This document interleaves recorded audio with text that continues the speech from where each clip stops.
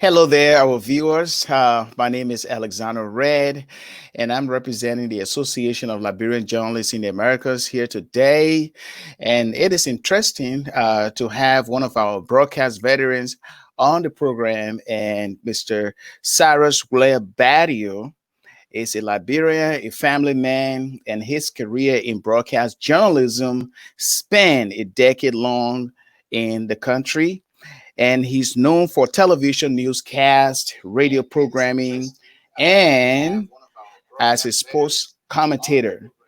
I just celebrates his legacy today, and we are glad to have him. And we will be talking about his career legacy, and known for his broadcasting, his newscasting, and other programming, and the start of his career, his legacy, or his overall legacy is what we'll be talking about today. And we'll say welcome, Mr. Badio. Welcome. Thank you very much, Alex. It's a pleasure having me on your platform. Great, great, great, great. Now, let us know, how did you get into broadcast journalism? I got in broadcast journalism I'm a professional broadcast journalism now. It was in 1981. I worked then for the Catholic radio station ELCM. At the time, there was only ELWA, the religious radio station, and ELBC.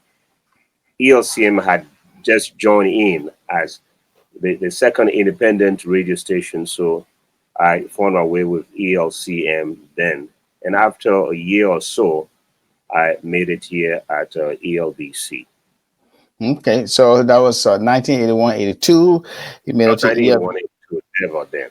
Okay, great, great, great. And what motivated you? I mean, you must have been inspired by somebody, or how did it all come up? As fulfilling such dream, was it something that you dreamed about, being a broadcaster, or did you admire somebody in the process, and then you thought to yourself, "Well, I have been given the skills and abilities, and I think I can do this"?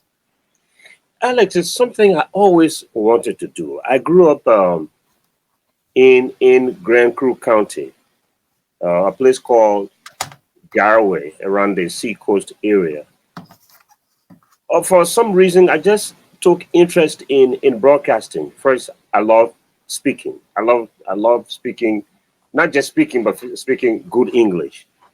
And so I took a lot of interest in that. So when I was growing up, even when we went to the football field, I took a little stick and I had it to my mouth while the folks were playing, and I would act like I was doing a commentary. Interestingly, sometimes I would even be playing on the field and I would still be doing commentary while playing. So I had this special passion for broadcasting, and I did a lot of that at home. Not only broadcasting, but I did writing, practicing how to write, doing my own recordings and all that. So it was like a self-training. When I came to Monrovia in 1974, I started doing the same thing too, doing my own little broadcasting, going to local games around I used to live in Pastor community, doing my own sports commentary and all of that. So it is something that actually I wanted to do from day one. I wanted to be a broadcaster. So I worked at that. So when the opportunity came at ELCM, I jumped at it.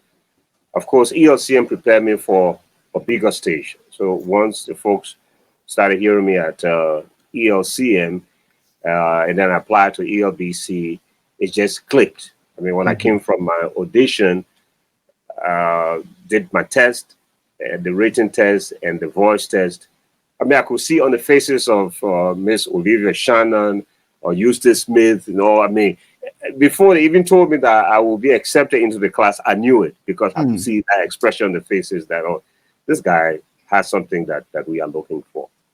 So that's how it all started. That's good. And so actually getting into the career and being accepted into the institution, both ESCM and ELBC. But let's talk about ELBC, because you were known for one of the voices at ELBC. Now, what were some of the challenges that you encountered, and what were some of the success uh, things that you can let our watchers know? Look at the success, the challenges, and some of the things that you wish you will work on when you had that long years at ELBC. One of the challenges was going to school and being on air at the same time. Because I remember I was at the University of Liberia and I had some morning classes, but my schedule at ELBC was in the morning hours. We used to wake up early in the morning around like 4 o'clock to be here at the station at 5 o'clock to open, because then I was doing continuity announcing. I started first as an announcer, continuity announcing. So we had to be here very early in the morning. And I had a morning session, I had morning classes. One of my classes started at 9 o'clock in the morning, and the station was closing at 9 o'clock.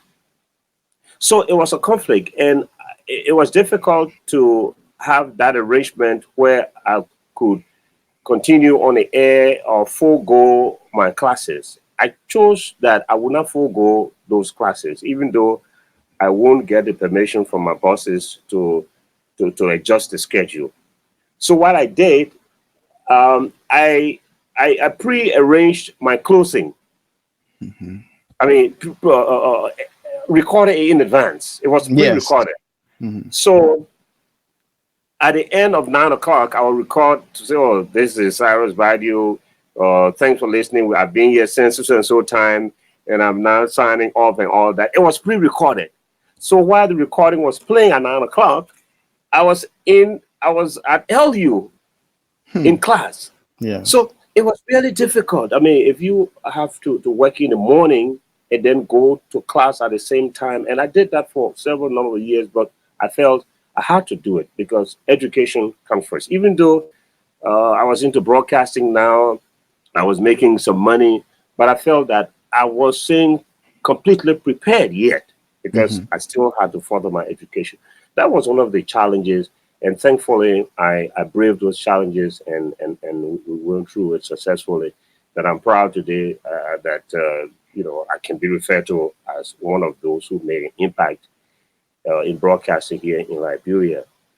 You talk about there was something else besides the challenges, the success. Yes, Yeah, I was. Go ahead. yeah.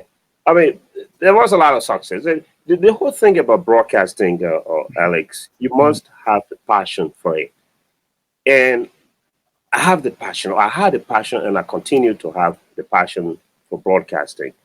Um, One of the first experiences I had was working with Tommy Rains. Tommy Rains was one of those I admired a lot while growing up.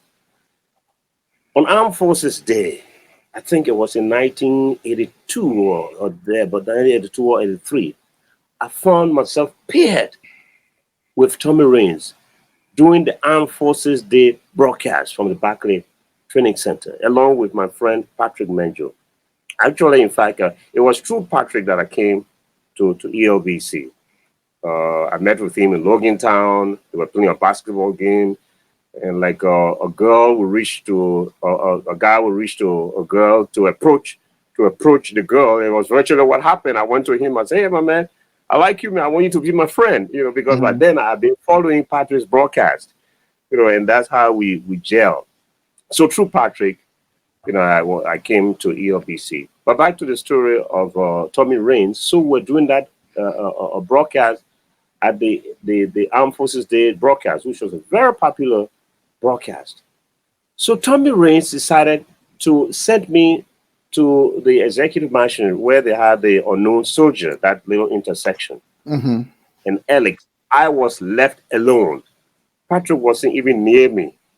I was the only one there. So they sent they sent the how you call it, the broadcast from the Barclay Training Center. We have our correspondent now, or we have our man at the unknown soldier, Cyrus Badio, and he would take it from here. And that was my first time doing a major live broadcast. Imagine that. But that was sent over to me, and it went well. I was a little bit nervous, very, very Nervous. frankly, just being Yeah. nervous. So those were good memories. Working along with people like Tommy Rains, it was really an experience that I will forever cherish. Yes. And among everything you did there, from radio programming or being an announcer to your own programming and then television newscasting, what is it like for you? What is your experience? And what can you tell young broadcasters now to be in a better position to prepare? What does it take to be a newscaster, both on television or radio, or to even prepare for a radio program and host a radio program? What are some of the things or skills that one will possess in order to be successful? First, you have to have passion for what you do. It's the first thing. You must love the profession. And it is not only the love, you must prepare yourself. You have to go to school because broadcasting is one, the voice, and second, you must be educated. So once you have that passion and you have the education, certainly you have a lot of things going for you. And you must be able to prepare yourself because unfortunately, we do not have a lot of training programs here. So most times, you have to prepare yourself. You have to do, even if you want to do a program, you have to listen, do your own research. Like for instance, most of the broadcasters now, once they leave the studio, that's it. They don't go home. They don't listen to other radio stations. They don't listen to international radio stations. Most of them do not read. So even some very common words that are known, when they come on air, they pronounce those words wrongly. It is only because people just do not listen. They don't follow up international broadcasts. They don't prepare themselves. They only limit themselves to that environment.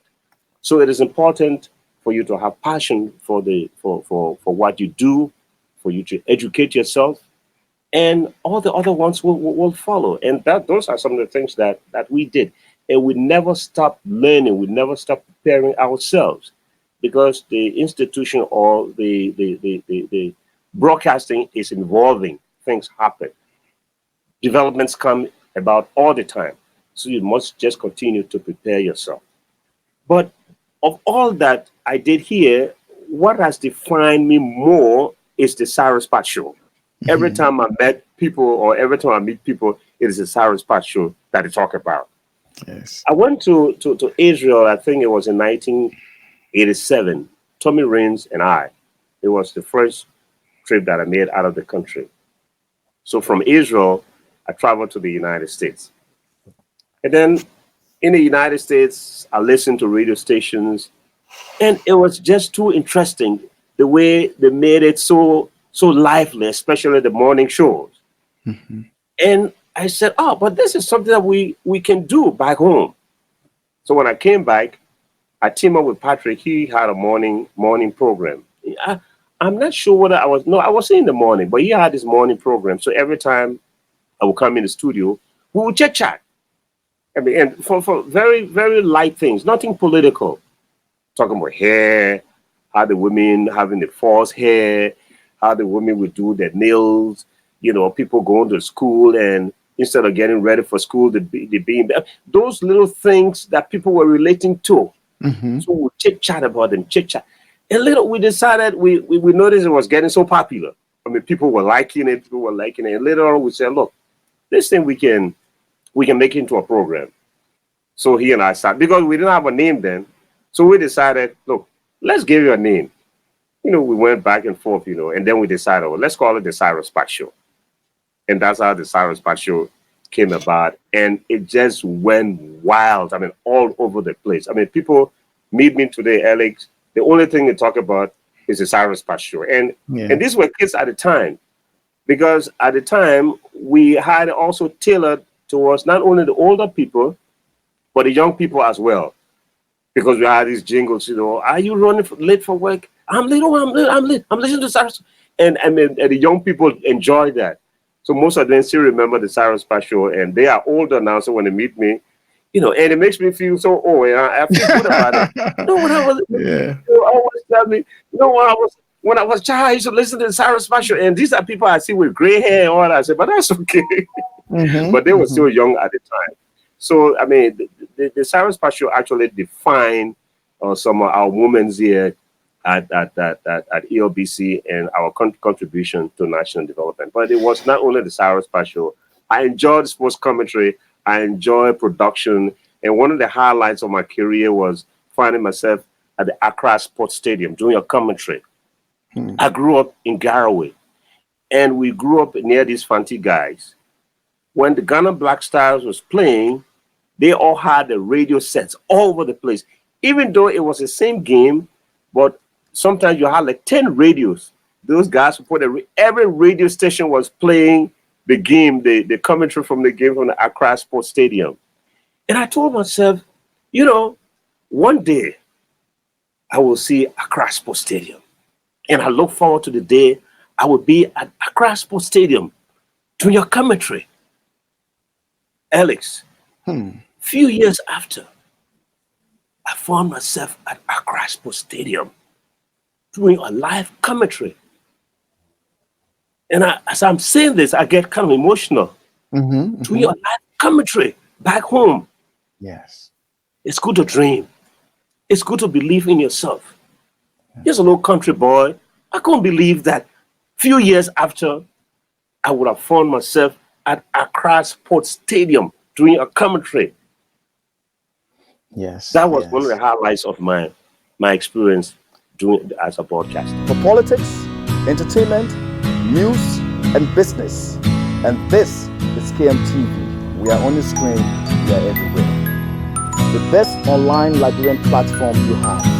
Make the best use of it. My name is Frank Adams, and I endorse this channel.